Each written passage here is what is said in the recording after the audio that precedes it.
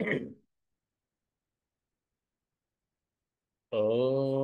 भद्रं कर्णेभिः शृणुयाम देवाः भद्रं पश्येमाक्षभिर्यजत्राः स्थिरैरङ्गैस्तुष्टुवागुंसस्तनूभिः व्यशेम देवहितं यदायुः स्वस्ति न इन्द्रो वृद्धश्रवाः स्वस्ति नः पूषा विश्ववेदाः स्वस्ति नस्तार्क्ष्यो अरिष्टनेमिः स्वस्ति नो बृहस्पतिर्दधातु ॐ शान्तः शान्तः शान्तिः हरिः ॐ श्रीगुरुभ्यो नमः हरिः ॐ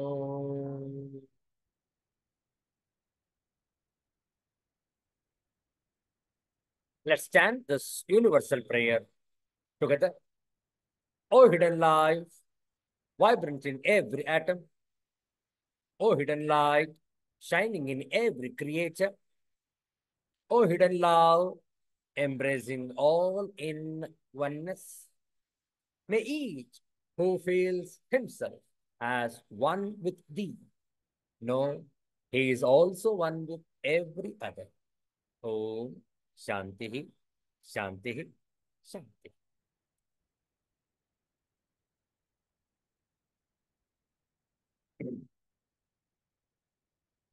ಇಂದು ಶನಿವಾರ ಜುಲೈ ತಿಂಗಳ 27ನೇ ತಾರೀಕು 2024ನೇ ಇಸ್ವಿ. ಶ್ರೇಷ್ಠವಾದ ಶನಿವಾರದ ಈ ಮುಸ್ಸಂಜೆಯಲ್ಲಿ ಶ್ರೀರಾಮ ರಕ್ಷಾ ಸ್ತೋತ್ರಂ ಇದರ ಕೆಲವು ಶ್ಲೋಕಗಳ ಪಾರಾಯಣ ಶ್ರದ್ಧೆಯಿಂದ ಆಲಿಸುವಂತವರಾಗಿ ಶ್ರೀರಾಮ ರಕ್ಷಾ ಸ್ತೋತ್ರಂ. ಧ್ಯಾನಂ ध्यायेदाजानुबाहुं धृतशरधनुषं बद्धपद्मासनस्थं पीतं वासोवसानं नवकमलदलस्पर्धिनेत्रं प्रसन्नम् वामाङ्कारूढसीतामुखकमलमिलल्लोचनं नीरदाभम् नानालङ्कारदीप्तं दधतमुरुजटामण्डलं रामचन्द्रम्.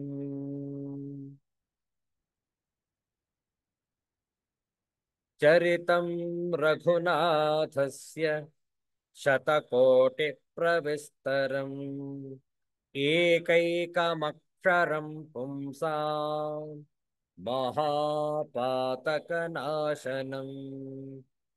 ध्यात्वा नीलोत्पलश्यामं रामं राजीवलोचनम्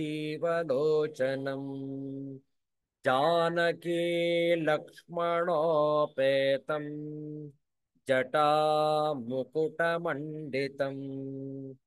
सासितोणधनुर्बाणपाणिं नक्तञ्चरान्तकम् त्वलीलया जगत्त्रातुमाविर्भूतमजं विभुम् रामरक्षां पठेत् प्राज्ञः पापघ्नीं सर्वकामदां शिरो मे राघवः पातु भालं दशरथात्मजः कौसल्येयो दृशौ पातु विश्वामित्रप्रियः श्रुति घ्राणं पातु मखत्राता मुखं सौमित्रिवत्सलः जिह्वां विद्यानिधिः पातु कण्ठं भरतवन्दितः स्कन्धौ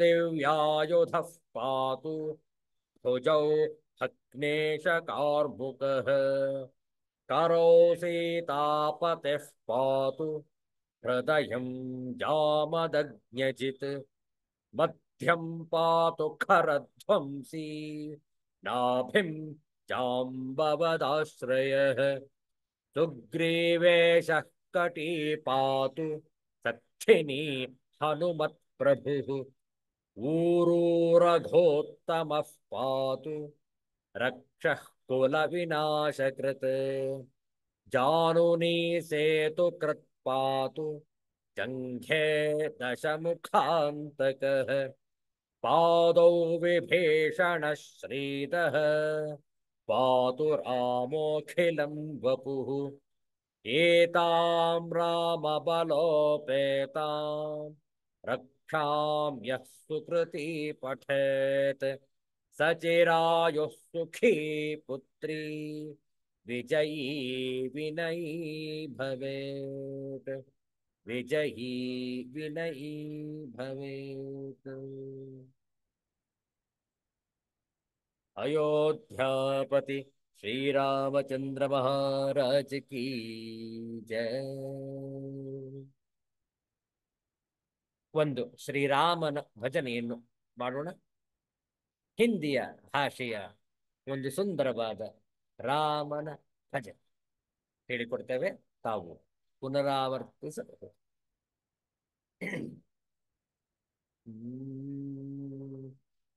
रामो राजमणिः सदा विजयते रामं रमेशं भजे रामेणाभिहता निशाचरचमू रामाय तस्मै नमः। रामान्नास्ति परायणं परतरं रामस्य दासोऽस्म्यहम् रामे चित्तलयः सदा भवतु मे ओ राम माम् उद्धर ओ राम माम् उद्धर।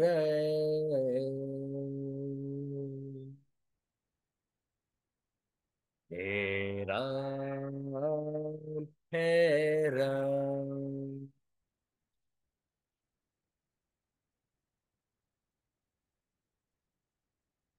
हे राम हे राम।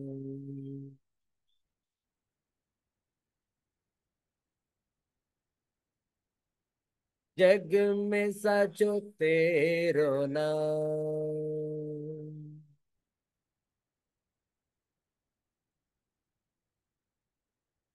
जग में सचो तेरो नाम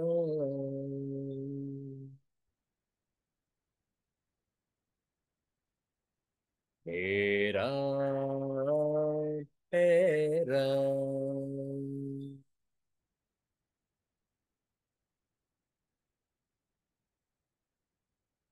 तू ही माता तू ही पिता है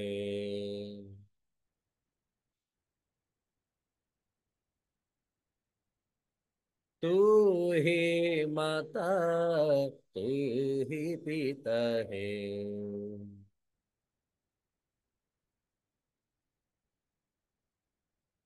तू ही तो है राधा का श्याम।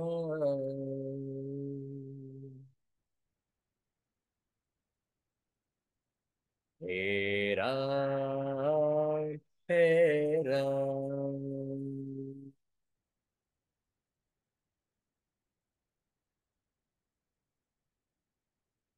तू अंतर्यामी सबका स्वामी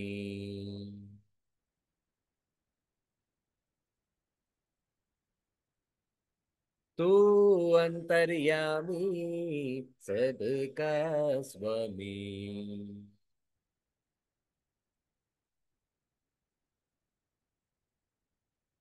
तेरे चरणों में चारों धाम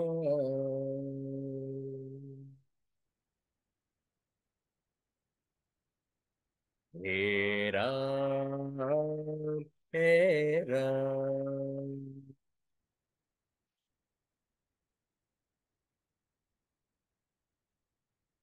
तू ही बिगाड़े तू ही संवरे।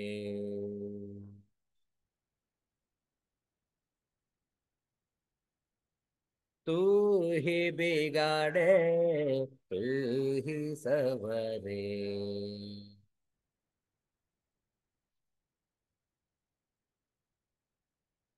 इस जग के सारे का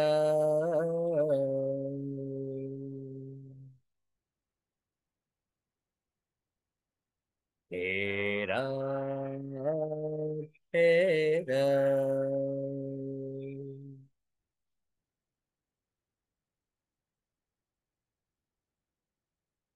तू ही जगदाता विश्व विधाता।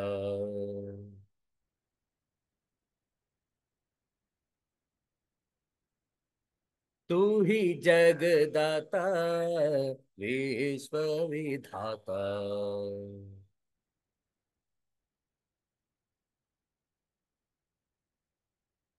तू ही सुबह तू ही शाम।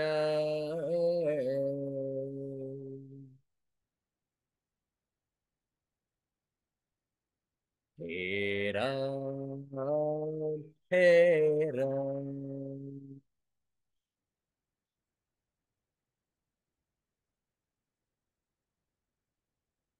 जग में साचो तेरो नाम।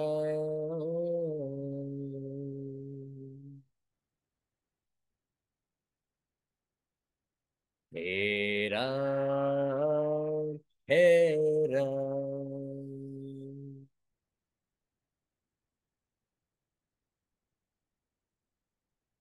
हे राम हे राम।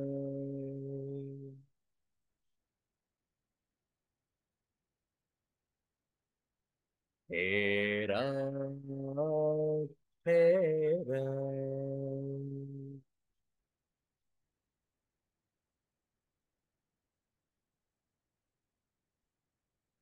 अयोध्यापति श्री रामचंद्र महाराज की जय। श्री कोदंडराम स्वामी की जय। सिद्धांत अवधूत चिंतन श्री गुरुदेव दत्त।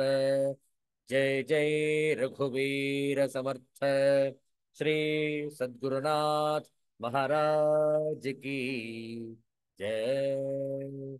हर हर नमः पार्वती पतये। हर हर महादेव शंभो। ಶ್ರೀಮದ್ಭಗವದ್ಗೀತೆಯ ಪಾರಾಯಣ ದಶಮೋಧ್ಯಾಯ 10ನೇ ಅಧ್ಯಾಯ 25ನೆಯ ಶ್ಲೋಕದಿಂದ ಪಾರಾಯಣ ಆರಂಭ 34ನೆಯ ಶ್ಲೋಕದವರೆಗೆ 25ರಿಂದ 34 ಒಟ್ಟಿಗೆ ಪಾರಾಯಣ ಮಾಡುವ.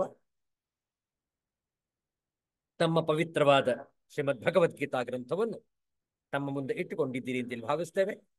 10ನೇ ಅಧ್ಯಾಯ 25ನೆಯ ಶ್ಲೋಕದಿಂದ ಪಾರಾಯಣ ಆರಂಭ. ಓಂ ಶ್ರೀ ಪರಮಾತ್ಮನೇ ನಮಃ. ಅಥ ದಶಮೋಧ್ಯಾಯಃ ವಿಭೂತಿಯೋಗಃ. ಶ್ರೀಭಗವಾನುವಾಚ महर्षीणां भृगुरहं गिरामस्म्येकमक्षरम् यज्ञानां जपयज्ञोऽस्मि स्थावराणां हिमालयः अश्वत्थः सर्ववृक्षाणां देवर्षीणां च नारदः गन्धर्वाणां चित्ररथः सिद्धानां कपिलो मुनिः उच्चैः श्रवसमश्वानां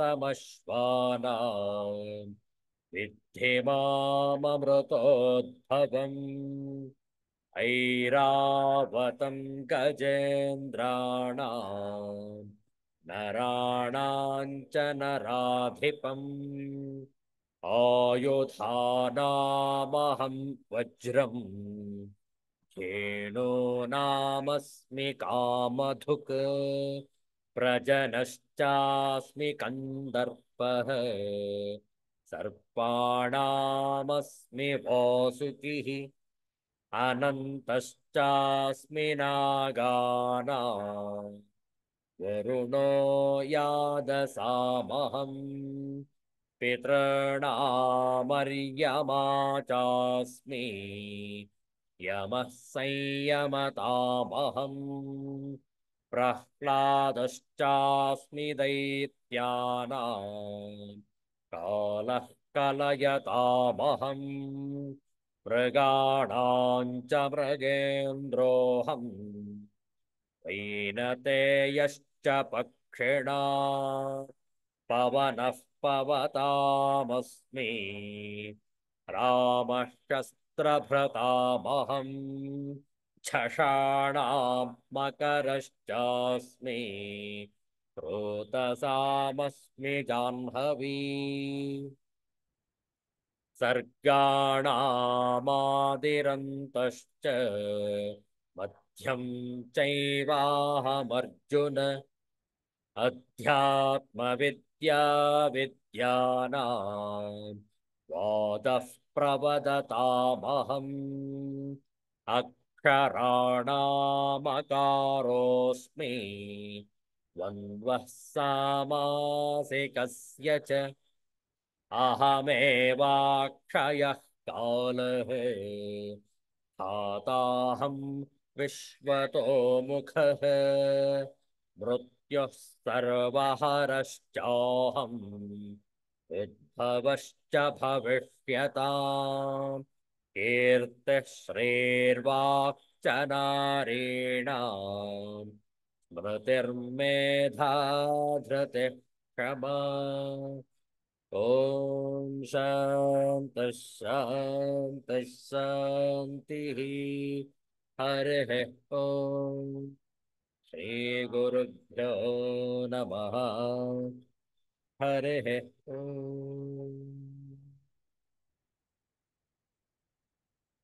ಶ್ರೀಗುರುಭ್ಯೋ ದೈವ ಕೃಪೆಯಿಂದ ಪ್ರತಿ ಶನಿವಾರ ಹಾಗೂ ಆದಿತ್ಯವಾರದಂದು ಶ್ರೀಮದ್ ಭಗವದ್ಗೀತೆಯ ಶಾಂಕರ ಭಾಷ್ಯ ಸಹಿತ ಅಧ್ಯಯನವನ್ನು ಮಾಡ್ತಾ ಬಂದಿದ್ದೇವೆ. 10ನೇ ಅಧ್ಯಾಯದ ಕೊನೆಯ ಘಟ್ಟಕ್ಕೆ ಬಂದಿದ್ದೇವೆ. ಇಲ್ಲಿಯವರೆಗೆ ಭಗವಂತನು ಎಲ್ಲಾ ರೀತಿಯ ಆಯಾಮಗಳನ್ನು ತಿಳಿಸಿ ಯಾವ ಯಾವ ರೀತಿಯಲ್ಲಿ ಭಗವಂತನ ವಿಭೂತಿಯನ್ನು ನಾವು ಸಾಕ್ಷಾತ್ಕರಿಸಿಕೊಳ್ಳಬಹುದು, ಆ ಭಗವಂತನ ಸಾಕ್ಷಾತ್ಕಾರ ಪ್ರತಿಯೊಬ್ಬರಿಗೂ ಕೂಡ ವಿದಿತವಾಗುವಂಥದ್ದು, ಅದನ್ನು ನಾವು ಗಮನಿಸಬೇಕು ಎನ್ನುವುದು ಈ ಅಧ್ಯಾಯದ ತಾತ್ಪರ್ಯ. 34ನೆಯ ಶ್ಲೋಕದ ವಿಚಾರವನ್ನು ಮಾಡ್ತಾ ಇದ್ದೇವೆ. ಈಗಾಗಲೇ ಅದರ ಮೊದಲ ವಿಭೂತಿಯನ್ನು ನೋಡಿದ್ದೇವೆ. 34ನೇ ಶ್ಲೋಕದ ಮೊದಲನೆಯ ವಿಭೂತಿ ಪರಮಾತ್ಮ ತಿಳಿಸುವನು ನಾನೇ ಮೃತ್ಯುವು. ಇದರ ಬಗ್ಗೆ ಸುದೀರ್ಘವಾಗಿ ಚರ್ಚೆ ಮಾಡಿದ್ದೇವೆ. ಒಮ್ಮೆ ಆ ಶ್ಲೋಕದ ಸಂಪೂರ್ಣ ತಾತ್ಪರ್ಯವನ್ನು ನೋಡೋಣ. ಎಲ್ಲವನ್ನೂ ಎಲ್ಲರನ್ನೂ ಸಂಹಾರ ಮಾಡುವ ಮೃತ್ಯುವು ನಾನು, ಅವುಗಳೆಲ್ಲದರ ಪುನರುತ್ಪತ್ತಿಗೆ ಕಾರಣನೂ ನಾನು ಎಂದರೆ ಎಲ್ಲರನ್ನು ಶರೀರದಿಂದ ವಿಯೋಗ ಮಾಡುವ ನಂತರ ಬೇರೊಂದು ಶರೀರದೊಂದಿಗೆ ಸಂಬಂಧವನ್ನು ಕಲ್ಪಿಸುವ ಆದಿ ಕಾರಣನು ನಾನೇ ಆಗಿದ್ದೇನೆ. ಸ್ತ್ರೀಯರಲ್ಲಿ ಇರುವ ಕೀರ್ತಿ ಅಂದರೆ ಯಶಸ್ಸು, ಶ್ರೀ ಅಂದರೆ ಸಂಪತ್ತು, ವಾಣಿ ಮಾತಿನ ವೈಭವ ವಾಕ್ಶಕ್ತಿ, ಸ್ಮೃತಿ ಅಂದರೆ ಸ್ಮರಣ ಶಕ್ತಿ, ಮೇಧಸ್ಸಿನ ಶಕ್ತಿ ಬುದ್ಧಿವಂತಿಕೆ, ಧೃತಿ ಅಂದರೆ ಧೈರ್ಯ, ಕ್ಷಮಾ ಈ ಸ್ತ್ರೀವಾಚಕದ ಸದ್ಗುಣಗಳು ಹಾಗೂ ಆ ಗುಣಗಳ ಆಧಾರವಾಗಿರುವ ಅಧಿಷ್ಠಾತೃ ದೇವತೆಗಳೂ ನಾನೇ ಆಗಿದ್ದೇನೆ. ಇದು 34ನೆಯ ಶ್ಲೋಕದ ಸಾರಾಂಶ. ಈಗ ಭಾಷ್ಯ ಸಹಿತ ಅರ್ಥವನ್ನು ನೋಡೋಣ. 34ನೆಯ ಶ್ಲೋಕ. ಮೃತ್ಯು ದ್ವಿವಿಧ ಧನಾದಿಹರ ಪ್ರಾಣಹರಶ್ಚ. ಇದರ ಬಗ್ಗೆ ಚರ್ಚೆ ಮಾಡಿದ್ದೇವೆ. ತತ್ರ ಯಃ ಪ್ರಾಣಹರಃ ಸಹ ಸರ್ವಹರಃ ಉಚ್ಯತೆ ಸೋಹಂ ಇತ್ಯರ್ಥಃ. ಅಥವಾ ಪರ ಈಶ್ವರಃ ಪ್ರಳಯೇ ಸರ್ವಹರಣಾತ್ ಸರ್ವಹರಃ ಸೋಹಂ. ಉದ್ಭವಃ ಉತ್ಕರ್ಷಃ ಅಭ್ಯುದಯಃ ತತ್ಪ್ರಾಪ್ತಿ ಹೇತುಶ್ಚ ಅಹಂ. ಕೇಶಾಂ ಭವಿಷ್ಯತಾಂ ಭಾವಿ ಕಲ್ಯಾಣಾನಾಂ ಉತ್ಕರ್ಷ ಪ್ರಾಪ್ತಿ ಯೋಗ್ಯಾನಾಂ ಇತ್ಯರ್ಥಃ. ಕೀರ್ತಿಃ ಶ್ರೀಃ ವಾಕ್ಚ ನಾರಿಣಾಂ ಸ್ಮೃತಿಃ ಮೇಧಾ ಧೃತಿಃ ಕ್ಷಮಾ ಇತ್ಯೇತಾಃ ಉತ್ತಮಾಃ. ಉತ್ತಮಾಃ ಸ್ತ್ರೀಣಾಂ ಅಹಮಸ್ಮಿ ಯಾಸಾಂ ಆಭಾಸ ಮಾತ್ರ ಸಂಬಂಧೇನಾಪಿ ಲೋಕಃ ಕೃತಾರ್ಥಂ ಆತ್ಮಾನಂ ಮನ್ಯತೆ. ಬಹಳ ಚೆನ್ನಾಗಿದೆ ನೋಡಿ. ಈ ಕೀರ್ತಿ ಮುಂತಾದವು ಆಯಾ ದೇವತೆಗಳ ಹೆಸರುಗಳು. ವಾಕ್ ಶಕ್ತಿಯನ್ನು ಬಿಟ್ಟರೆ, ವಾಣಿ ವಾಕ್ ಶಕ್ತಿಯನ್ನು ಬಿಟ್ಟರೆ ಮಿಕ್ಕವರೆಲ್ಲರೂ ದಕ್ಷ ಪ್ರಜಾಪತಿಯ ಮಕ್ಕಳು, ಹೆಣ್ಣು ಮಕ್ಕಳು. ದಕ್ಷ ಪ್ರಜಾಪತಿಯ ಹೆಣ್ಣು ಮಕ್ಕಳೆಂದು ಪುರಾಣವು ತಿಳಿಸುತ್ತದೆ. ವಾಗ್ದೇವಿಯು ಬ್ರಹ್ಮನ ಮಾನಸ ಪುತ್ರಿ. ಭಾಷ್ಯಾರ್ಥವನ್ನು ನೋಡೋಣ.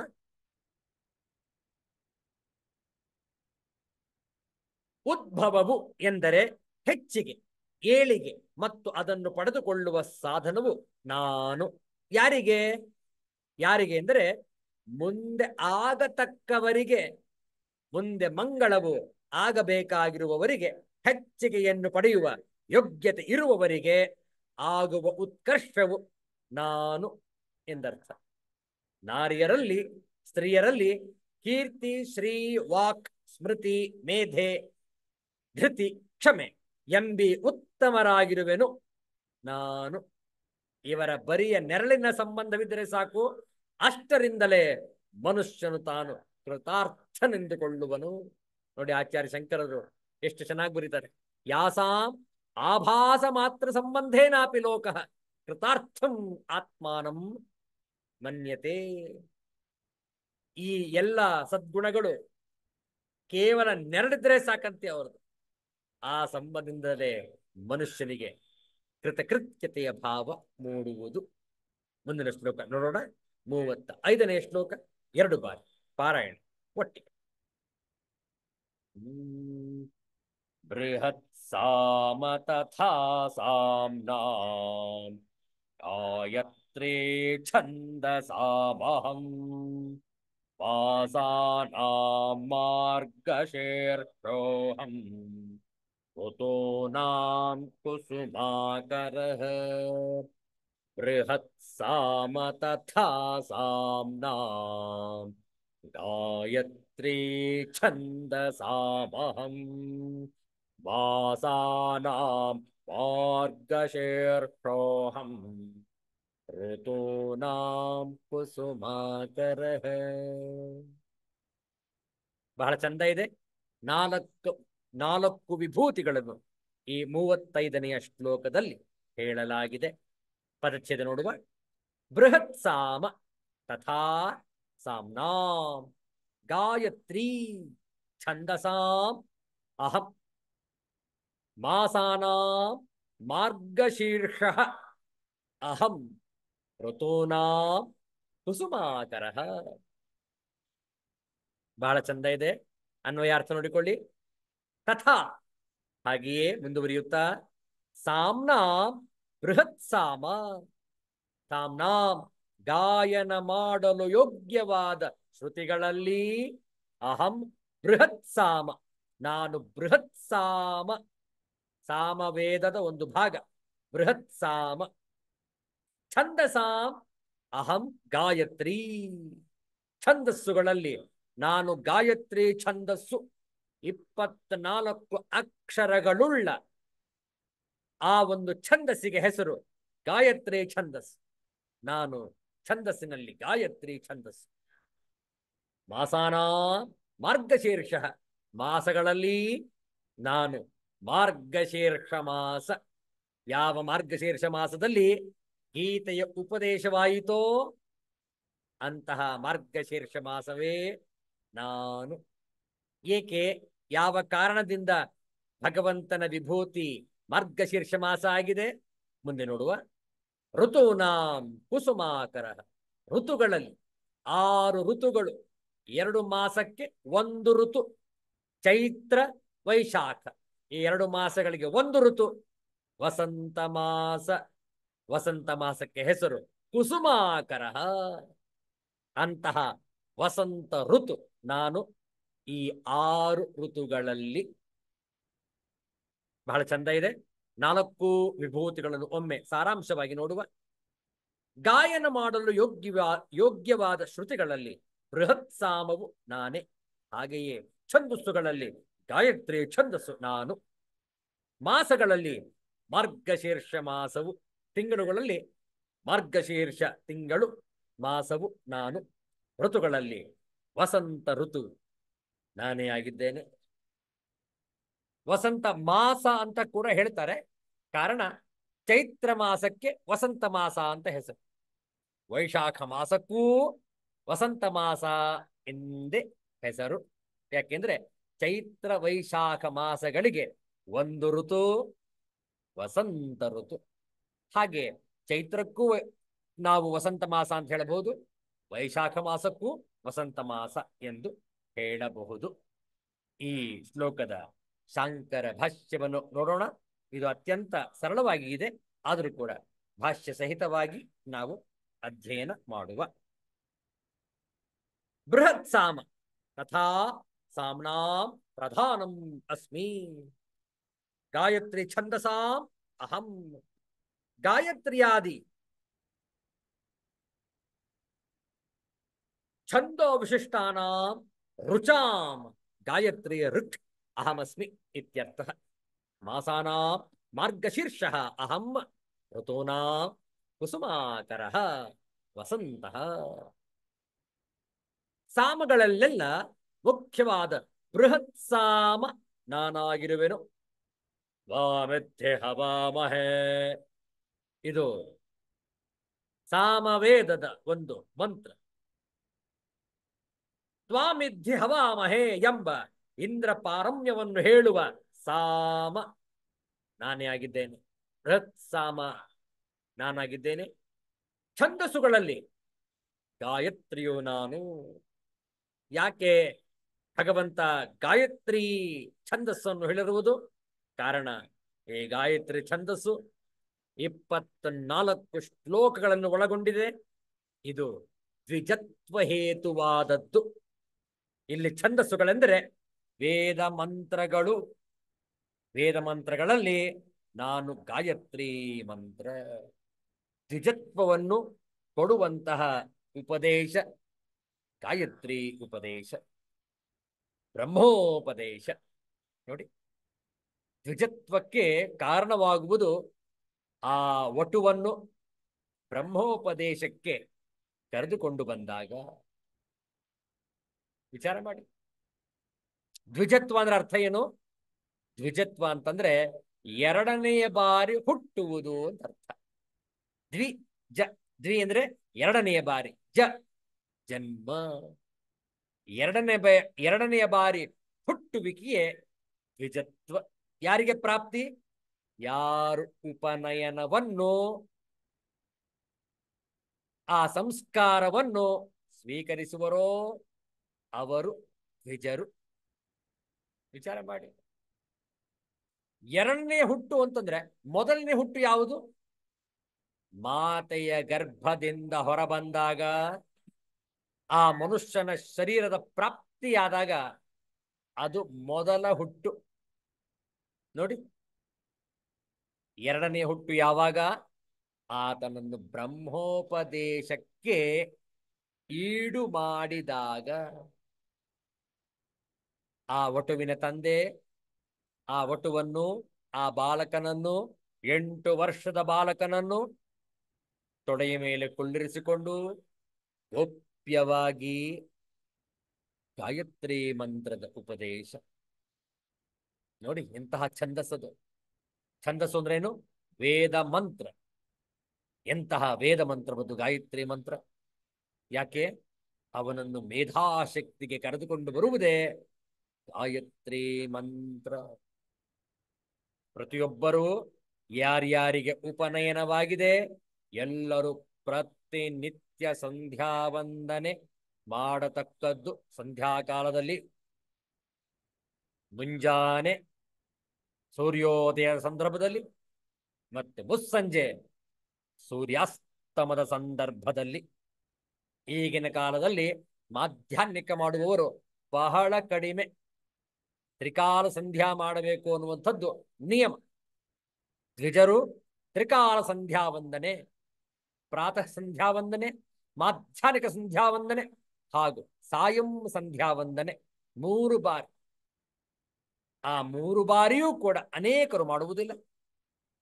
ಕೆಲವರು 2 ಬಾರಿ ಮಾಡ್ತಾರೆ, ಬೆಳಗಿನ ಸಂದರ್ಭದಲ್ಲಿ ಹಾಗೂ ಸಂಜೆ ಸಂದರ್ಭ. ಇನ್ನು ಹಲವಾರು ಜನ ಕೇವಲ ಒಮ್ಮೆ ಬೆಳಗ್ಗೆ ಮಾತ್ರ ಮಾಡ್ತಾರೆ. ವಿಚಾರ ಮಾಡಿ. ಕೆಲವೊಮ್ಮೆ ಅದು ಕೂಡ ತಪ್ಪು ಹೋಗ್ಬಿಡುತ್ತೆ. ಕೆಲಸ ಕಾರ್ಯಗಳ ರಭಸದಲ್ಲಿ ಅಥವಾ ಊರೂರಿಗೆ ಪ್ರವಾಸ ಮಾಡುವ ಸಂದರ್ಭದಲ್ಲಿ ಸಂಧ್ಯಾವಂದನೆ ಮಾಡುವುದಿಲ್ಲ. ಆದರೆ ವಿಚಾರ ಮಾಡಿ, ಭಗವಂತನ ವಿಭೂತಿ ಯಾರ್ಯಾರು ಗಾಯತ್ರಿ ಮಂತ್ರವನ್ನು ಜಪಿಸುವರೋ ಅವರ ಮೇಧಾಶಕ್ತಿ ಉತ್ತಮವಾಗುವುದು. ಆಧುನಿಕ ಭಾಷೆಯಲ್ಲಿ ಇಂಟೆಲಿಜೆನ್ಸ್ ಕೋಶಂಟ್, IQ ಎಂದು ಕರೆಯುವರು. ಆ IQ ಬೆಳೆಸುವಂತಹ ವಿಧಾನ ಗಾಯತ್ರಿ ಮಂತ್ರದ ಜಪ. ಯಾಕೆಂದ್ರೆ ಭಗವಂತನು ವೇದ ಮಂತ್ರಗಳಲ್ಲಿ ಗಾಯತ್ರಿ ಮಂತ್ರ ಅತ್ಯಂತ ವಿಶೇಷ. ಆ 2ನೇ ಬಾರಿ ಹುಟ್ಟುವಿಕೆ ಅಂತಂದ್ರೆ ನಾವು ಬ್ರಹ್ಮಜ್ಞಾನವನ್ನು ಪಡೆಯಲು ಅರ್ಹತೆ ಸಿಕ್ಕಿದಂತೆ. ನೋಡಿ, ಆದ್ದರಿಂದ ನಮ್ಮ ಮೊದಲ ಹುಟ್ಟು ಕೇವಲ ಶಾರೀರಿಕ ಹುಟ್ಟು, ಕೇವಲ ಈ ದೈಹಿಕ ಹುಟ್ಟು.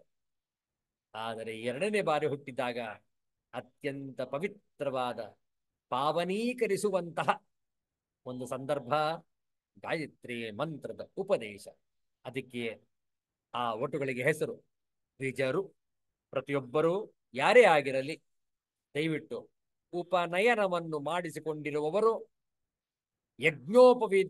ಯಜ್ಞೋಪವೀತವನ್ನು ಧಾರಣೆ ಮಾಡಿದವರು ಖಂಡಿತವಾಗಿಯೂ ತಾವು ಯಾವುದೇ ದೇಶದಲ್ಲಿರಲಿ, ಯಾವುದೇ ಮೂಲೆಯಲ್ಲಿರಲಿ, ನೀವು ವಿಶ್ವದಲ್ಲಿ ಸಂಧ್ಯಾವಂದನೆಯನ್ನು ಕಡ್ಡಾಯವಾಗಿ ಮಾಡಿ.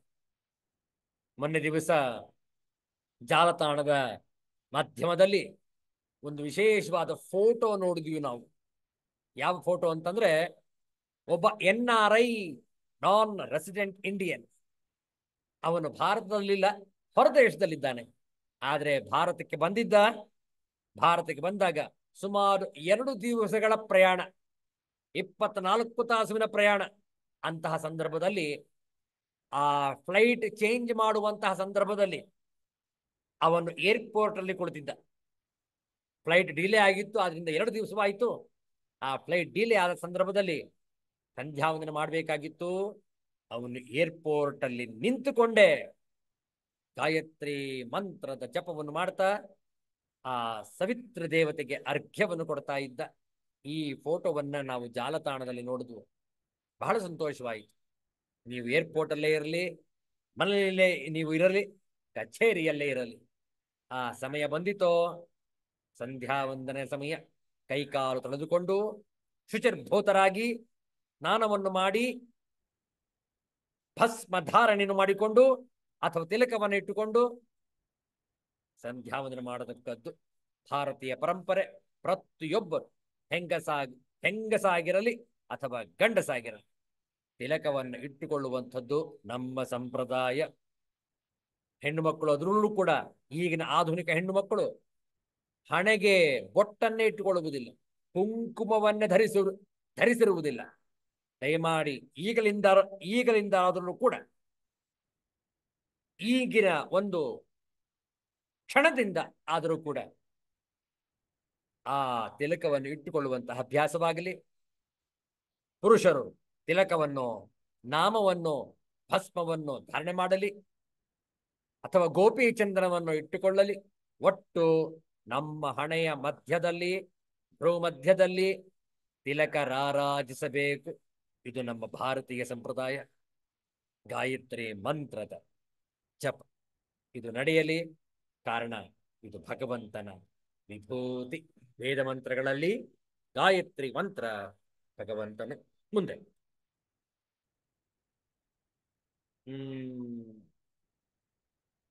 ಛಂದಸಾಂ ಇಲ್ಲಿ ಗಾಯತ್ರಿಯೇ ಮುಂತಾದ ಛಂದಸ್ಸುಗಳಿಂದ ಕೂಡಿದ ಋಕ್ಕುಗಳಲ್ಲಿ ನಾನು ಗಾಯತ್ರಿ ಎಂಬ ಋಕ್ ಆಗಿರುವೆನು ಎಂದರ್ಥ. ಮಾಸಗಳಲ್ಲಿ ಮಾರ್ಗಶೀರ್ಷವು ಏನು ವಿಶೇಷ? ಆ ಮಾರ್ಗಶೀರ್ಷ ಮಾಸ ಭಾರತದಲ್ಲಿ ಮಾರ್ಗಶೀರ್ಷ ಮಾಸ ಬರುವಂಥದ್ದು ಸುಮಾರು ಡಿಸೆಂಬರ್ ತಿಂಗಳಲ್ಲಿ, ಹೌದಲ್ಲ? ನವೆಂಬರ್ ಡಿಸೆಂಬರ್ ತಿಂಗಳಲ್ಲಿ ಬರುವಂಥದ್ದು ಮಾರ್ಗಶೀರ್ಷ ಮಾಸ ಅಥವಾ ಡಿಸೆಂಬರ್ ಜನವರಿ. ನಮ್ಮ ಈ ಒಂದು ಕ್ರೈಸ್ತ ಮತದ ಕ್ಯಾಲೆಂಡರ್ ಪ್ರಕಾರ ಡಿಸೆಂಬರ್ ಜನವರಿ ಮಾರ್ಗಶೀರ್ಷ ಮಾಸ. ಏನು ಆ ಮಾಸದಲ್ಲಿ ವಿಶೇಷ? ಒಂದು, ಚಳಿಗಾಲ ಅತ್ಯಂತ ಚಳಿಯುಕ್ತವಾಗಿರುತ್ತೆ ಆ ಮಾಸದಲ್ಲಿ. ಎರಡನೇದು, ಪೈರುಗಳು ಪಕ್ವವಾಗುವ ಕಾಲವು ಮಾರ್ಗಶೀರ್ಷ ಮಾಸ. ಹಿಂದಿನವರು ಮಾರ್ಗಶೀರ್ಷದಿಂದ ಮೊದಲು ಮಾಡಿಕೊಂಡೇ ತಿಂಗಳುಗಳನ್ನು ಎಣಿಸುತ್ತಿದ್ದರೆಂದು ಕೆಲವರ ನಂಬಿಕೆ. ಆದ್ದರಿಂದ ಈ ಮಾರ್ಗಶೀರ್ಷ ಮಾಸ ಅತ್ಯಂತ ಶ್ರೇಷ್ಠ. ಪೈರುಗಳು ಪಕ್ವವಾಗ್ತವೆ. ಆ ನಂತರ ಮಾರ್ಗಶೀರ್ಷ ಮಾಸದ ಕೊನೆಯಲ್ಲಿ ಸುಗ್ಗಿಯ ಹಬ್ಬ, ಮಕರ ಸಂಕ್ರಾಂತಿ. ಸೂರ್ಯ ದೇವನು ಮಕರ ರಾಶಿಯನ್ನು ಪ್ರವೇಶ ಮಾಡುವಂತಹ ದಿನ ಸಂಕ್ರಾಂತಿ. ಆವತ್ತು ಸುಗ್ಗಿಯ ಹಬ್ಬ. ಎಲ್ಲರೂ ಕೂಡ ಆ ಪೈರುಗಳನ್ನು ಪೂಜಿಸಿ ಹವಸ ಧಾನ್ಯಗಳನ್ನು ಗುಡ್ಡೆ ಮಾಡಿ ಹಾಕಿ ಆ ಸುಗ್ಗಿಯ ಹಬ್ಬವನ್ನು ಆಚರಿಸುವರು. ಅಂತಹ ಶ್ರೇಷ್ಠವಾದ ಮಾಸ ಮಾರ್ಗಶೀರ್ಷ ಮಾಸ, ಭಗವಂತನ ವಿಭೂತಿ. ಋತುಗಳಲ್ಲಿ ಕುಸುಮಾಕರವು. ನಾನು ವಸಂತ ಋತು ಎಂದು ಭಗವಂತನ ನಲ್ನುಡಿ. ಯಾಕೆ ಕುಸುಮಾಕರ? ಕುಸುಮ ಹೂವುಗಳು ಅರಳಿಕೊಳ್ಳುತ್ತವೆ. ಅತ್ಯಂತ ನಯನ ಮನೋಹರವಾದಂತಹ ದೃಶ್ಯ ವಸಂತ ಋತುವಿನಲ್ಲಿ. ಅಂತಹ ರಮಣೀಯವಾಗಿರುವಂತಹ ಮನೋರಂಜಕವಾಗಿರುವಂತಹ ಋತು ವಸಂತ ಋತು, ಭಗವಂತನ ವಿಭೂತಿ. ಮುಂದಿನ ಶ್ಲೋಕ ನೋಡೋಣ. 37ನೆಯ ಶ್ಲೋಕ. 2 ಬಾರಿ ಪಾರಾಯಣ ಒಟ್ಟಿ. ಕೃಷ್ಣೇನಾಂ ವಾಸುದೇವೋಸ್ಮಿ ಪಾಂಡವಾನಾಂ ಧನಂಜಯಃ ಮುನೀನಾಮಪ್ಯಹಂ ವ್ಯಾಸಃ ಕವೀನಾಮುಶನಾ ಕವಿಃ. ಕೃಷ್ಣೇನಾಂ ವಾಸುದೇವೋಸ್ಮಿ ಪಾಂಡವಾನಾಂ ಧನಂಜಯಃ ಮುನೀನಾಮಪ್ಯಹಂ ವ್ಯಾಸಃ ಕವೀನಾಮುಶನಾ ಕವಿಃ. ಪದಚ್ಛೇದ ನೋಡಿಕೊಳ್ಳಿ.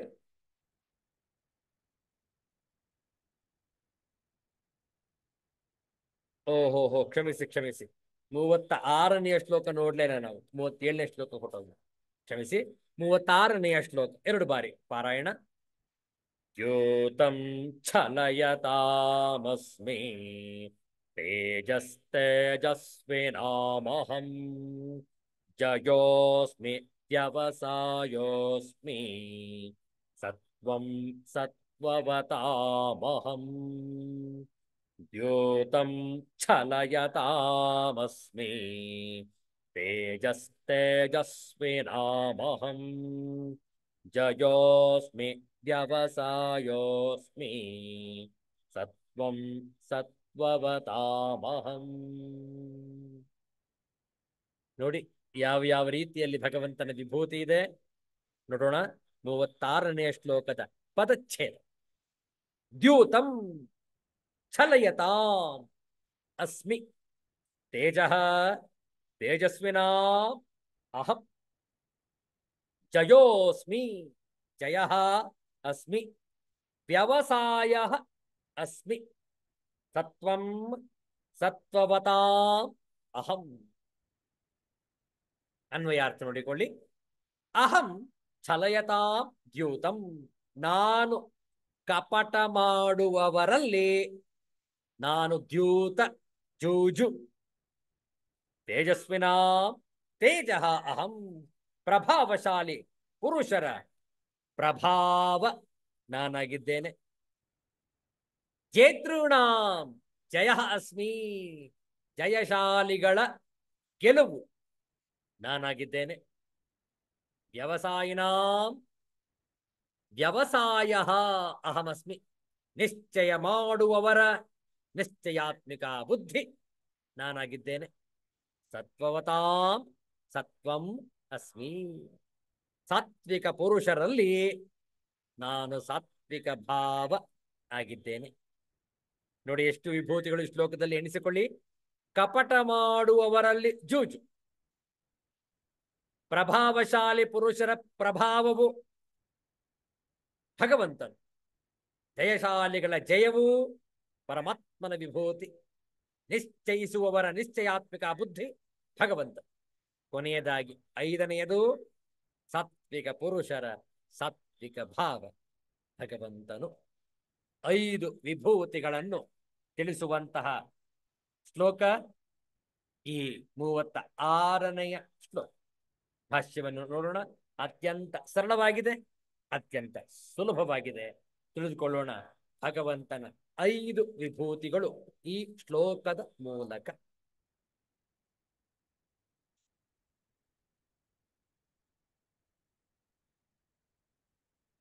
ಒಂದು ದ್ಯೂತಂ ಅಕ್ಷದೇವನಾದಿ ಲಕ್ಷಣಂ ಛಲಯತಾಂ ಛಲಸ್ಯ ಕರ್ತॄಣಾಂ ಅಸ್ಮಿ ತೇಜಃ ತೇಜಸ್ವಿನಾಂ ಅಹಂ ಜಯಃ ಅಸ್ಮಿ ಜೇತॄಣಾಂ ವ್ಯವಸಾಯೋಸ್ಮಿ ವ್ಯವಸಾಯಿನಾಂ ಸತ್ವಂ ಸತ್ವವತಾಂ ಸಾತ್ವಿಕಾನಾಂ ಅಹಂ. ಭಾಷ್ಯಾರ್ಥ ನೋಡಿಕೊಳ್ಳಿ.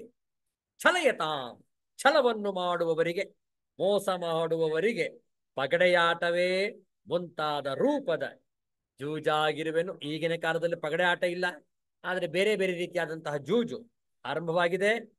ಭಗವಂತನ ವಿಭೂತಿ. ತೇಜಸ್ವಿಗಳಲ್ಲಿ ತೇಜವು ನಾನು, ಗೆಲ್ಲುವವರಿಗೆ ಜಯವಾಗಿರುವೆನು. ನಿಶ್ಚಯವಂತರಿಗೆ ವ್ಯವಸಾಯ ನಿಶ್ಚಯವಾಗಿರುವೆನು. ಸತ್ವವಂತರ ಸಾತ್ವಿಕರ ಸತ್ವವು ನಾನು. ಅತ್ಯಂತ ಸರಳವಾದಂತಹ ಭಾಷ್ಯ, ಸರಳವಾದ ಅರ್ಥಗಳಿವೆ. ಅದನ್ನು ನಾವು ತಿಳಿದುಕೊಂಡಿದ್ದೇವೆ. ಮುಂದೆ 37ನೆಯ ಶ್ಲೋಕದ ಭಾಷ್ಯವನ್ನು ನೋಡೋಣ.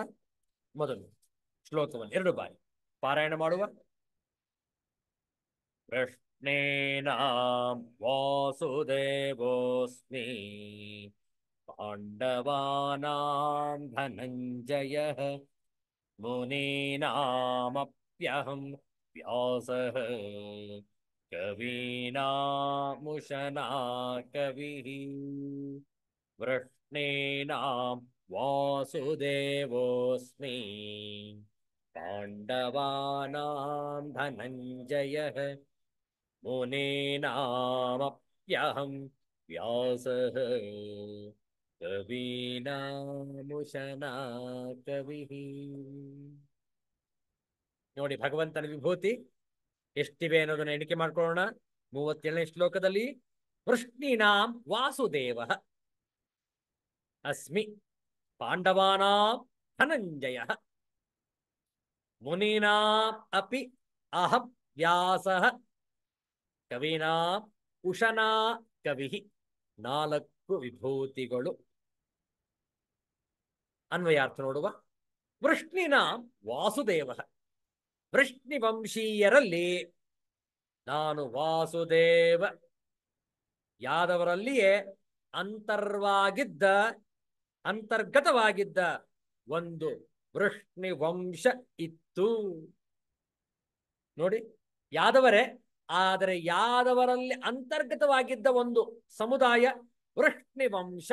ಆ ವೃಷ್ಣಿವಂಶಕ್ಕೆ ಸೇರಿದ್ದವ ವಾಸುದೇವ, ವಸುದೇವಸ್ಯ ಪುತ್ರ ವಾಸುದೇವ. ಕೃಷ್ಣನು ತಾನೇ ಹೇಳ್ತಾ ಇದ್ದಾನೆ, ನಾನು ವಾಸುದೇವನಾಗಿ ಪ್ರಕಟ ಆಗಿದ್ದೇನೆ. ಅಂದ್ರೇನು? ಅರ್ಜುನನ ಎದುರುಗಡೆನೇ ಇದ್ದಾನೆ. ಇದು ನನ್ನ ಒಂದು ಲೀಲೆ. ಈ ಕೃಷ್ಣಾವತಾರ, ಈ ವಾಸುದೇವನಾಗಿ ನಾನೇನು ವಸುದೇವನ ಪುತ್ರನಾಗಿ ನಿನ್ನ ಮುಂದೆ ಇದ್ದೇನೆ. ಇದೂ ಕೂಡ ಭಗವಂತನ ಒಂದು ಲೀಲೆ, ಭಗವಂತನ ವಿಭೂತಿ. ಹಾಗೂ ನನ್ನ ಎದುರಿಗಿರುವ ನೀನು, ಹೇ ಧನಂಜಯ, ಹೇ ಅರ್ಜುನ, ನೀನು ಕೂಡ ನನ್ನ ಒಂದು ವಿಭೂತಿಯೇ. ಪಾಂಡವಾನಾಂ ಧನಂಜಯ, ಪಾಂಡವರಲ್ಲಿ ಧನಂಜಯ. ಹೇ ಅರ್ಜುನ, ನೀನೇ ನಾನು ಧನಂಜಯ, ನೀನೇ ನಾನಾಗಿದ್ದೇನೆ. ಮುನೀನಾಂ ವ್ಯಾಸ, ಮುನಿಗಳಲ್ಲಿ ವ್ಯಾಸ ಮಹರ್ಷಿ. ನೋಡಿ ಎಷ್ಟು ಚೆನ್ನಾಗಿದೆ. ಕವೀನಾಂ ಉಶನಾ ಕವಿ, ಮುನಿಗಳಲ್ಲಿ ವೇದವ್ಯಾಸರು ಮತ್ತು ಕವಿಗಳಲ್ಲಿ ಉಶನಾ ಕವಿ. ಉಶನಾ ಅಂದ್ರೆ ಯಾರು? ರಾಕ್ಷಸರ ಗುರು ಶುಕ್ರಾಚಾರ್ಯರು. ಆ ಶುಕ್ರಾಚಾರ್ಯ ಭಗವಂತನ ವಿಭೂತಿ, ಭಗವಂತನ ಇನ್ನೊಂದು ರೂಪ ಶುಕ್ರಾಚಾರ್ಯರಲ್ಲಿ. ಅಹಮಸ್ಮಿ, ಶುಕ್ರಾಚಾರ್ಯ ಕವಿಯೂ ಕೂಡ ನಾನೇ ಆಗಿದ್ದೇನೆ. ನೋಡಿ, ಬಹುಶಃ ನಮಗೆ ಈಗ ನೆನಪಾಗುವುದು ವಾಮನ ಅವತಾರ. ವಾಮನ ಅವತಾರದಲ್ಲಿ ವಾಮನನಾಗಿ ಅವತರಿಸಿದ್ದು ವಿಷ್ಣು ಭಗವಂತನು. ಅಲ್ಲೇ ಎದುರುಗಡೆ ಶುಕ್ರಾಚಾರ್ಯ ಇದ್ದಾನೆ. ಯಾರು? ಬಲಿಚಕ್ರವರ್ತಿಯ ಗುರು, ರಾಕ್ಷಸರ ಗುರು, ದಾನವರ ಗುರು ಶುಕ್ರಾಚಾರ್ಯ. ಶುಕ್ರಾಚಾರ್ಯ ಹೇಳ್ತಾ ಇದ್ದಾನೆ, ನೋಡು, ಈ ವಾಮನ, ಈ ಕುಳ್ಳನನ್ನು, ಕುಬ್ಜನನ್ನು ನಂಬದಿರು. ಇವನಿಗೆ ದಾನವನ್ನು ಕೊಡಬೇಡ, ಇವನಿಗೆ ಬೇರೆ ಏನಾದ್ರೂ ಕೊಟ್ಟು ಕಳಿಸು, ಅವನಿಗೆ ಕೇಳಿದ್ದನ್ನು ಕೊಡಕ್ ಹೋಗ್ಬೇಡ ಅಂತ ಹೇಳಿ ಉಪದೇಶ ಮಾಡಿರ್ತಾನೆ ಬಲಿಚಕ್ರವರ್ತಿ. ಆದ್ರೂ ಬಲಿಚಕ್ರವರ್ತಿ ಏನ್ ಮಾಡ್ತಾನೆ? ಇಲ್ಲ, ಮಾತು ಕೊಟ್ಟಾಗಿದೆ ಗುರುಗಳೇ, ಮಾತನ್ನು ನಾನು ತಪ್ಪುವವನಲ್ಲ, ನಾನು ಅವನು ಕೇಳಿದ್ದನ್ನು ಕೊಟ್ಟಿಯೇ ತೀರುವೆನು. ಆ ಒಂದು ಕಮಂಡಲುವಿನಲ್ಲಿ, ಆ ಒಂದು ಗೋಮುಖದಿಂದ ಇನ್ನೇನು ಅರ್ಘ್ಯವನ್ನು ಕೊಡಬೇಕು, ದಾನ ಕೊಟ್ಟೆ ಅನ್ನುವ ಒಂದು ಸಂಕೇತವಾಗಿ ಅರ್ಘ್ಯವನ್ನು ಕೊಡಬೇಕು. ಶುಕ್ರಾಚಾರ್ಯ ಏನ್ ಮಾಡ್ತಾನೆ ನೋಡಿ, ಭಗವಂತನ ವಿಭೂತಿಯೇ ಆದರೂ ಕೂಡ ವಾಮನನಿಗೆ ಅವನು ಕೂಡ ಭಗವಂತನ ವಿಭೂತಿಯೇ, ದಾನ ಕೊಡಬಾರದು ಅನ್ನುವ ಉದ್ದೇಶದಿಂದ ಶುಕ್ರಾಚಾರ್ಯ ಏನ್ ಮಾಡ್ದ? ತಕ್ಷಣ ಒಂದು ರೂಪದಲ್ಲಿ ಹೋಗಿ ಆ ಕಮಂಡಲು ಮುಖದಿಂದ ಬರುವಂತಹ ಅರ್ಘ್ಯವನ್ನು ನಿಲ್ಲಿಸಲು ಆ ಬಾಯಿಯಲ್ಲೇ ಕುಳಿತುಕೊಂಡ್ಬಿಟ್ಟ. ಎಲ್ಲಿ? ಆ ಕಮಂಡಲು ಬಾಯಿಯಿಂದ ಏನು ಅರ್ಘ್ಯ ಬರಬೇಕಲ್ಲ, ತೀರ್ಥ, ಅಲ್ಲಿ ಬರಬಾರದು ಅನ್ನಿಸಿನಲ್ಲಿ he blocked the way of the water not to be exited. ಆ ನೀರು ಹೊರಗೆ ಬರಬಾರದು ಅನ್ನುವ ದೃಷ್ಟಿಯಲ್ಲಿ, ಉದ್ದೇಶದಲ್ಲಿ ಶುಕ್ರಾಚಾರ್ಯನ್ ಮಾಡಿದ, ಆ ಕಮಂಡಲ ದ್ವಾರದಲ್ಲೇ ಅಡ್ಡ ಆಗ್ಬೇಕು. ಬಲಿಚಕ್ರ ನೋಡ್ತಾ ಇದ್ದಾನೆ, ಏನಿದು ಅರ್ಘ್ಯ ಬರ್ತಾನೆ ಇಲ್ವಲ್ಲ. ಆಗ ವಾಮನ ಅಂದ, ಬಹುಶಃ ಏನೋ ಸಿಕ್ಕಾಕೊಂಡಿರಬಹುದು ಅಲ್ಲಿ, ಒಂದ್ ನಿಮಿಷ ನಾನು ನೋಡ್ತೀನಿ ಅಂತ ಹೇಳಿ ಒಂದು ಮೊನಚಾದ ದರ್ಭೆಯ ಒಂದು ಮೊನಚಾದ ಹುಲ್ಲನ್ನು ತೆಗೆದುಕೊಂಡು ಆ ಬಾಯಿಗೆ ಚುಚ್ಚಿ. ಯಾರು? ವಾಮನ ಮೂರ್ತಿ. ಆಗೇನಾಯ್ತು? ಶುಕ್ರಾಚಾರ್ಯ ಅಯ್ಯೋ ಅಂತಂದ. ಯಾಕೆ? ಅದು ಚುಚ್ಚಿದ್ದು ನೇರ ಕಣ್ಣಿಗೆ. ನೋಡಿ, ತಕ್ಷಣ ಆಚೆ ಬಂದ. ರಕ್ತ ಸುರಿತಾ ಇದೆ ಒಂದು ಕಣ್ಣಿನಿಂದ. ಆದ್ರಿಂದ ಶುಕ್ರಾಚಾರ್ಯರು ಒಕ್ಕಣ್ಣರು. ಒಂದು ಕಣ್ಣುಳ್ಳ ಆಚಾರ್ಯರು ರಾಕ್ಷಸರ ಗುರು ಶುಕ್ರಾಚಾರ್ಯರು. ಯಾರವರು? ಭಗವಂತನ ವಿಭೂತಿಯೇ. ನೋಡಿ ಭಗವಂತನ ಲೀಲೆ. ಈ ಕಡೆ ರಾಕ್ಷಸನಾಗಿ ಬಲಿಚಕ್ರವರ್ತಿಯೂ ಅವನೇ, ರಾಕ್ಷಸ ಗುರುವಾಗಿ ಅಲ್ಲಿ ಇರುವವನು ಕೂಡ ಶುಕ್ರಾಚಾರ್ಯನೂ ಕೂಡ ಭಗವಂತನ ವಿಭೂತಿಯೇ. ಹಾಗೆ ಕುಬ್ಜನಾಗಿ ವಾಮನನಾಗಿ ಕುಳ್ಳನಾಗಿ ಅಲ್ಲಿ ಬಂದಿರುವುದು ಕೂಡ ಭಗವಂತನ ವಿಭೂತಿಯೇ. ನೋಡಿ ಎಂತಹ ಲೀಲೆ. ಇದರಿಂದ ನಾವು ಅರ್ಥ ಮಾಡ್ಕೊಳ್ಬೇಕು, ಈ ಜಗತ್ತಿನಲ್ಲಿ ಪ್ರತಿಯೊಬ್ಬರು ಕೂಡ ಭಗವಂತನ ಸ್ವರೂಪರೇ. ಯಾಕೆ? ಎಲ್ಲಕ್ಕೂ ಕೂಡ ಮೂಲ ಭಗವಂತನ. ಹೌದಲ್ಲ? ನಾವೊಂದು ಭಜನೆ ಹಾಡ್ತೀವಿ ನೋಡಿ. ಅನಂತ ರೂಪ ಅನಂತ ನಾಮ ಆದಿ ಮೂಲ ನಾರಾಯಣ. ಆದಿ ಮೂಲ ಆತನೇ ಆಗಿರುವುದರಿಂದ ಎಲ್ಲ ರೂಪಗಳು ಭಗವಂತನ ವಿಭೂತಿಗಳೇ. ಆದ್ರಿಂದ ಆ ಕವಿಗಳಲ್ಲಿ, ಆ ಮುನಿಶ್ರೇಷ್ಠರಲ್ಲಿ ವ್ಯಾಸರು, ಕವಿಗಳಲ್ಲಿ ಉಶನ ಶುಕ್ರಾಚಾರ್ಯರು ಅಂತ ಹೇಳಿ ಇಲ್ಲಿ ಭಗವಂತನ 4 ವಿಭೂತಿಗಳನ್ನು ತಿಳಿಸಲಾಗಿದೆ. ಒಳ್ಳೆಯದು. ಮುಂದಿನ ಶ್ಲೋಕ 38ನೇ ಶ್ಲೋಕ 2 ಬಾರಿ ಪಾರಾಯಣ. ದಂಡೋ ದಮಯತಾಮಸ್ಮಿ ನೀತಿರಸ್ಮಿ ಜಿಗೀಷತಾಂ ಮೌನಂ ಚೈವಾಸ್ಮಿ ಗುಹ್ಯಾನಾಂ ಜ್ಞಾನಂ ಜ್ಞಾನವತಾಮಹಂ. ದಂಡೋ ದಮಯತಾಮಸ್ಮಿ ನೀತಿರಸ್ಮಿ ಜಿಗೀಷತಾಂ ಮೌನಂ ಚೈವಾಸ್ಮಿ ಗುಹ್ಯಾನಾಂ ಜ್ಞಾನಂ ಜ್ಞಾನವತಾಮಹಂ. ಪದಚ್ಛೇದ ನೋಡಿಕೊಳ್ಳಿ. ದಂಡ ದಮಯತಾಂ ಅಸ್ಮಿ ನೀತಿ ಅಸ್ಮಿ ಜಿಗೀಷತಾಂ ಮೌನಂ ಚ ಏವ ಅಸ್ಮಿ ಗುಹ್ಯಾನಾಂ ಜ್ಞಾನಂ ಜ್ಞಾನವತಾಂ ಅಹಂ. ಅನ್ವಯಾರ್ಥ ನೋಡಿಕೊಳ್ಳಿ. ದಮಯತ ದಂಡ ಅಹಮಸ್ಮಿ. ದಮನ ಮಾಡುವವರ ದಂಡ ಎಂದರೆ ದಮನ ಮಾಡುವ ಶಕ್ತಿ ನಾನಾಗಿದ್ದೇನೆ. ಜಿಗೀಷತಾಂ ನೀತಿ ಅಸ್ಮಿ. ಜಿಗೀಷತಾಂ ಜಯ ಗಳಿಸುವ ಇಚ್ಛೆಯುಳ್ಳವರ ನೀತಿ ನಾನಾಗಿದ್ದೇನೆ. ಗುಹ್ಯಾನಾಂ ಮೌನಂ ಅಸ್ಮಿ. ಗೋಪ್ಯವಾಗಿಡಲು ಯೋಗ್ಯವಾದ ಭಾವಗಳನ್ನು, ಆ ಭಾವಗಳನ್ನು ರಕ್ಷಿಸುವಂತಹ ಮೌನ ನಾನಾಗಿದ್ದೇನೆ. ಚ ಮತ್ತು ಜ್ಞಾನವತಾಂ ಜ್ಞಾನಂ ಅಹಮೇವ. ಜ್ಞಾನವಂತರ ತತ್ವಜ್ಞಾನವು ನಾನೇ ಆಗಿದ್ದೇನೆ. ಇಲ್ಲೂ ಕೂಡ 4 ವಿಭೂತಿಗಳು. ದಂಡಿಸುವವರ ದಂಡ ಅಂದರೆ ದಮನ ಮಾಡುವ ಶಕ್ತಿಯು ನಾನೇ.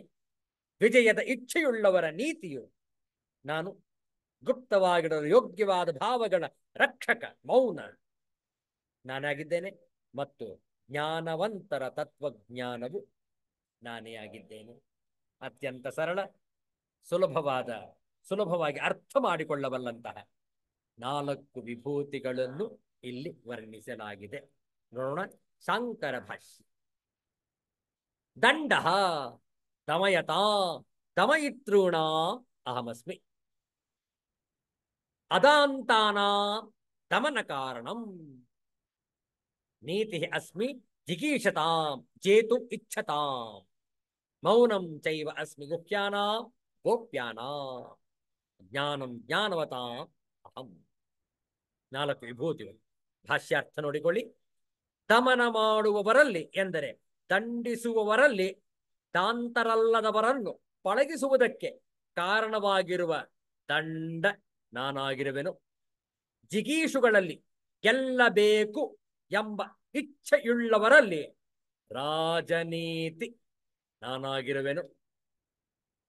ಗುಹ್ಯಗಳಲ್ಲಿ ಎಂದರೆ ಗುಟ್ಟುಗಳಲ್ಲಿ ಗೋಪನೀಯವಾದವುಗಳಲ್ಲಿ ಮೌನ ನಾನಾಗಿರುವೆನು. ಜ್ಞಾನವಂತರಲ್ಲಿ ತತ್ವಜ್ಞಾನವು ನಾನಾಗಿರುವೆನು. ಅತ್ಯಂತ ಸುಲಭವಾದಂತಹ 4 ವಿಭೂತಿಗಳು. ಅರ್ಥ ಮಾಡಿಕೊಳ್ಳೋಣ. ಭಗವಂತನ ಲೀಲೆ ಎಲ್ಲೆಲ್ಲಿ ಯಾವ ಯಾವ ರೂಪದಲ್ಲಿ ಯಾವ ಯಾವ ಘಳಿಗೆಗಳಲ್ಲಿ ಆಗಬಹುದು ಎಂಬುದನ್ನು ನಾವು ಸದಾ ಸ್ಮರಣೆಯಲ್ಲಿ ಇಟ್ಟುಕೊಳ್ಳೋಣ. ಮುಂದಿನ ಶ್ಲೋಕ 39ನೇ ಶ್ಲೋಕ 2 ಬಾರಿ.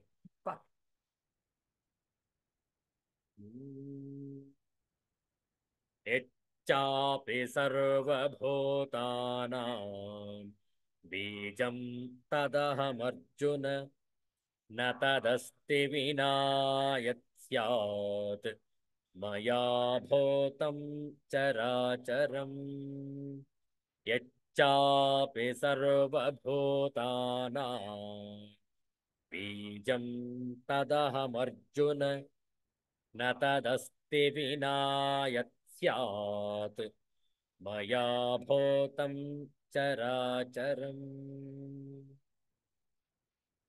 ಕೊನೆಯ ಘಟ್ಟಕ್ಕೆ ಬರ್ತಾ ಇದ್ದೇವೆ. ಭಗವಂತ ಇಲ್ಲಿ ಎಷ್ಟು ಸ್ಪಷ್ಟವಾಗಿ ತಿಳಿಸ್ತಾ ಇದ್ದೆ ನೋಡಿ. ಇನ್ನಷ್ಟು ವಿಭೂತಿಗಳು ಎಣಿಸಿಕೊಳ್ಳೋಣ. ಮೊದಲು ಪದಚ್ಛೇದ ಮಾಡಿಬಿಡೋಣ.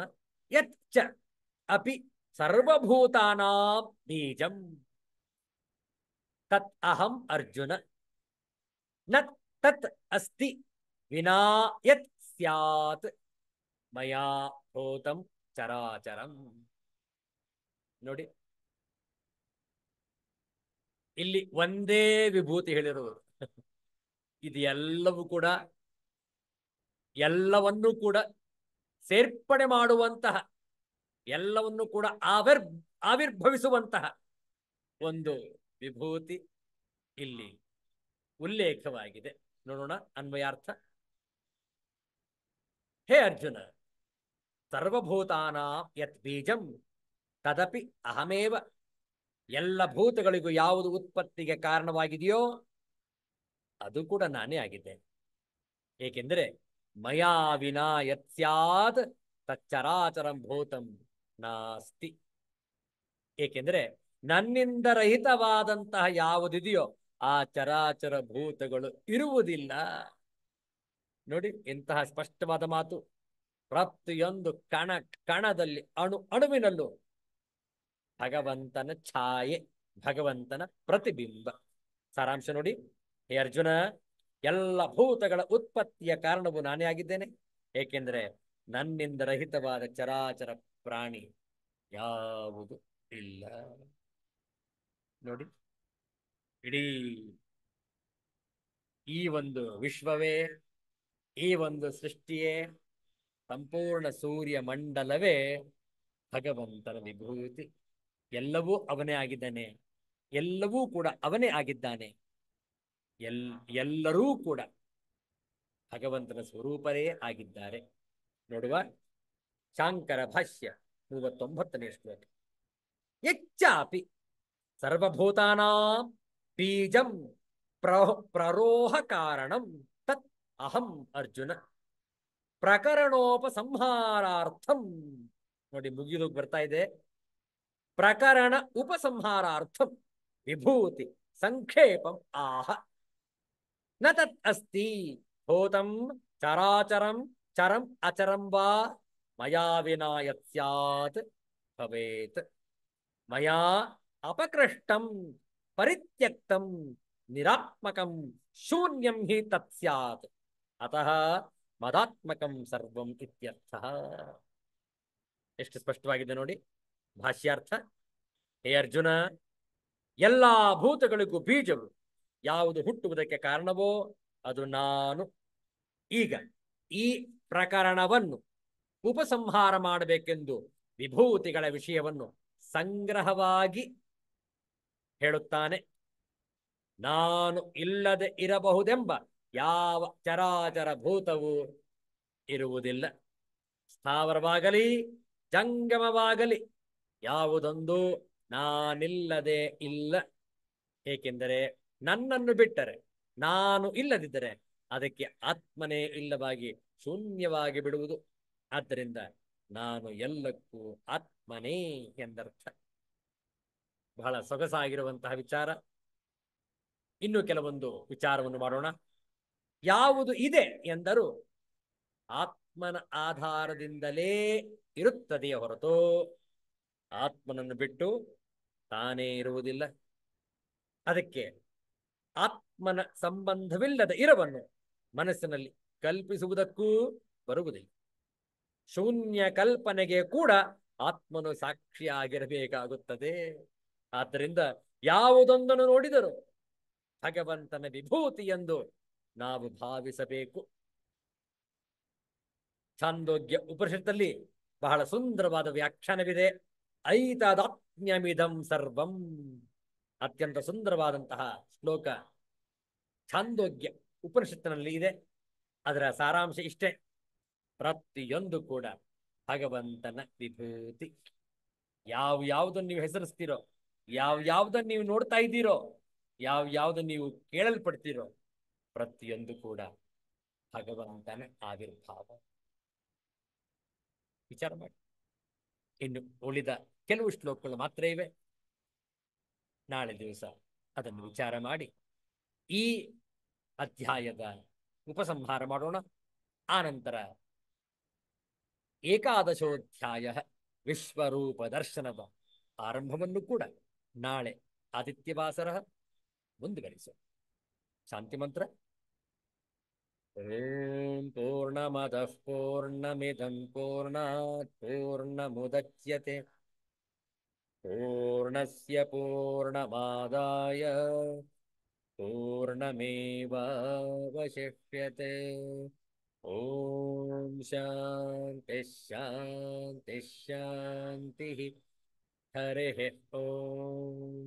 ಶ್ರೀ ಗುರುಭ್ಯೋ ನಮಃ. ಹರಿಃ ಓಂ. ನಾಳೆ ಸಂಜೆ ಮತ್ತೆ ಭೇಟಿಯಾಗೋಣ 7 ಗಂಟೆಗೆ ಸರಿಯಾಗಿ. ಒಂದು 5 ನಿಮಿಷ ಮುಂಚಿತವಾಗಿ ದಯವಿಟ್ಟು ಲಾಗಿನ್ ಆಗಿರಿ. 7 ಗಂಟೆಗೆ ಸರಿಯಾಗಿ ಸತ್ಸಂಗವನ್ನು ಆರಂಭ ಮಾಡೋಣ. ಎಲ್ಲರಿಗೂ ಒಳಿತಾಗಲಿ. ಎಲ್ಲರಿಗೂ ಶುಭವಾಗಲಿ. ಜೈ ಶ್ರೀ ಗುರುದೇವ ದತ್ತ.